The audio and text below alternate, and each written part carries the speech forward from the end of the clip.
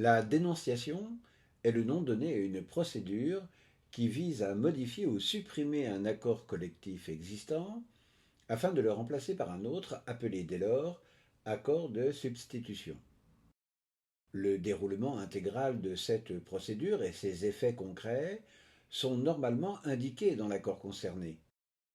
Mais à défaut d'indication, le Code du travail prévoit qu'il puisse être dénoncé par l'ensemble des signataires ou seulement une partie d'entre eux, à savoir pour les accords de branche ou interprofessionnels, les organisations syndicales ou patronales représentatives les ayant approuvés, et quant aux accords d'entreprise, il s'agit de l'employeur et des délégués syndicaux qui ont le monopole de la négociation collective. Mais en l'absence de ceux-ci, pour les entreprises de moins de 50 salariés notamment, il s'agit des membres du comité social et économique ou de simples salariés. Une fois la dénonciation signifiée aux parties prenantes et à l'administration, s'ouvre alors un délai de 3 mois maximum afin d'entamer les négociations. Durant cette phase, l'accord dénoncé reste valable jusqu'à l'entrée en vigueur du nouvel accord dit de substitution qui s'appliquera auprès des parties l'ayant dénoncé.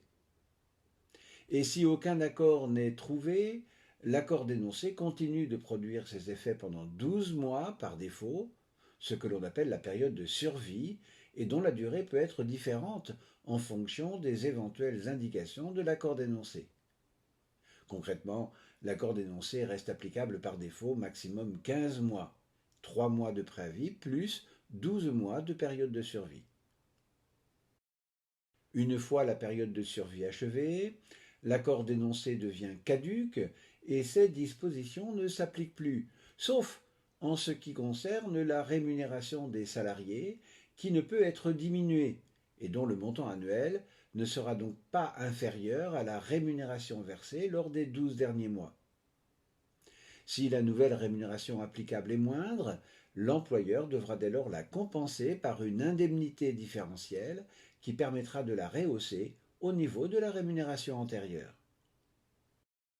Attention, en cas de non-respect de la procédure de dénonciation, l'accord dénoncé conserve sa validité tant qu'une nouvelle dénonciation, régulière cette fois-ci, n'aboutisse à un accord de substitution.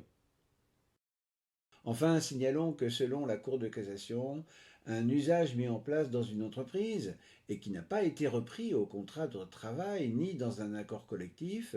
ne peut être modifié ou supprimé par l'employeur qu'après consultation de la délégation du personnel au comité social et économique dans les entreprises où cette instance est obligatoire.